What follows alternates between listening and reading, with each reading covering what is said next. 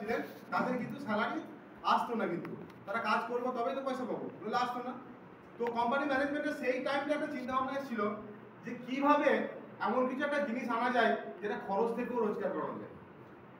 তো সেখান থেকেই তার উৎপত্তি হয় প্রোগ্রেটিভ মার্কেটিং প্রাইভেট লিমিটেডের, যেখান থেকে যে কোনো মানুষ, সে মহিলা হোক পুরুষ হোক, সে শিক্ষিত হোক না হোক, কোনো কিছু ম্যাটার করে না, সে খরচ করে, তো সেই খরচটা প্রোগ্রেটিভের মাধ্যম দিয়ে করলে সেখান থেকে একটা বৃহত্তর রোজগার সে করতে পারে, আনলিমিটেড রোজগার করতে পারে। আমরা 10-15,000 20,000 টাকার জন্য কাজ করার জন্য কোথায় চেন্নাই, ব্যাঙ্গালোর, দিল্লি ছুটে বেড়াই, কিন্তু আমরা যে ইনকামটা করছি সেই ইনকামটা যদি এখান থেকে খরচ পেতে পারি, সেই খরচটা কিভাবে পাবো? তো সেখান থেকে আমার 2 স্যার এসছেন, ওনাদের জন্য একটা বিগ ক্লাব চাইবো। হাওড়া কলকাতা থেকে এসছেন আলোক স্যার, ভারত স্যার। তো ওনারা আজকে আমাদের দেখাবেন যে আমরা এই খরচটা কিভাবে ফেরত পাবো, যে আমরা খরচ করবো। অ্যামাজন, ফ্লিপকার্ট, নাইকা, মিন্ত্রা, টাটা, ওয়ালএনজি, আমরা এখান থেকে অনলাইন ই কমার্সে শপিং করবো, কিন্তু সেই টাকা আবার রিফান্ড পাবো। তো সেটা কিভাবে হবে, তো সেটা আমাদের দেখাবেন। তো আমি আলম স্যারকে আমি একবার ডেকে নেবো স্টেজে। আলম স্যার 2-4 কথা বলে আমাদের পাঠক স্যারকে ডাকুন, প্লিজ স্যার। তো সেই আসুন। Thank you. Good morning. Good morning. তো অন্যরকম বাচ্চা না গুড মর্নিং বলছি, হ্যাঁ তাই না? গুড মর্নিং বলার অভ্যাস না, কেন? প্রথম দেখা যখন হয়, আপনাদের সঙ্গে আজকে আমার প্রথম দেখা, ঠিক না? এই জন্য গুড মর্নিং। আর গুড মর্নিং আমাদের হিসাবে দুইভাবে হয়। একটা হয় গুড মোর আর্নিং, আমরা যে পথে চলেছি সেখানে আর্নিং আমরা বাড়াতে চলেছি। আমরা চাইব আপনারা যারা সবাই এসছেন শহরে যেন আমাদের কোম্পানি মারফতে ইনকামটা বাড়ুক।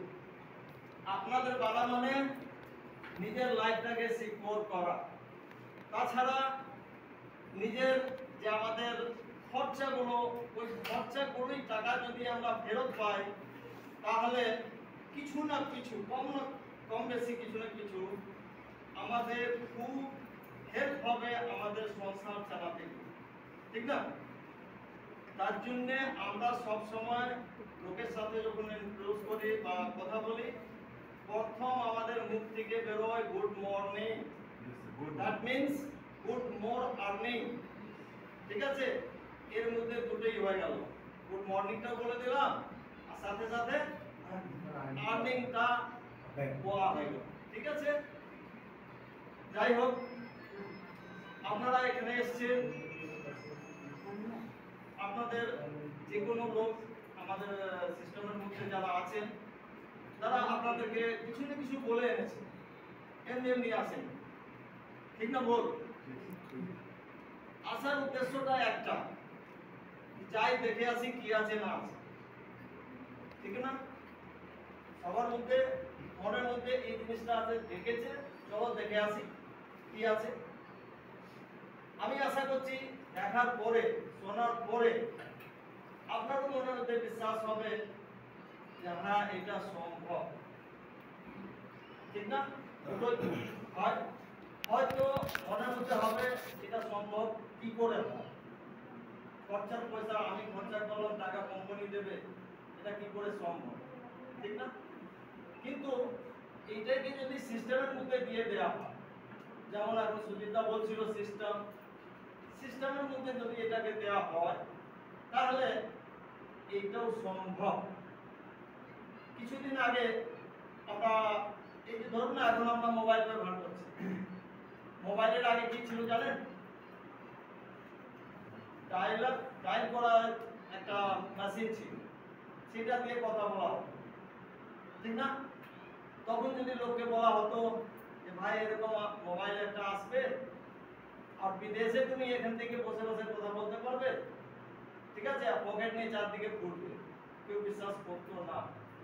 বাট সিস্টেম অনুযায়ী এসছে, সবাই ব্যবহার করছে আর উপকৃত হচ্ছে। দ্বিতীয় আরেকটা জিনিস দেখুন, এইটা জলের বোতল যখন নতুন বের করা হয়েছিল, লোকেরা বলতো এটা কেউ খাবে নাকি? চাপা কল, পাতকুয়া, চারদিকে তো ভর্তি রয়েছে, পয়সা দিয়ে কে খাবে, ঠিক না?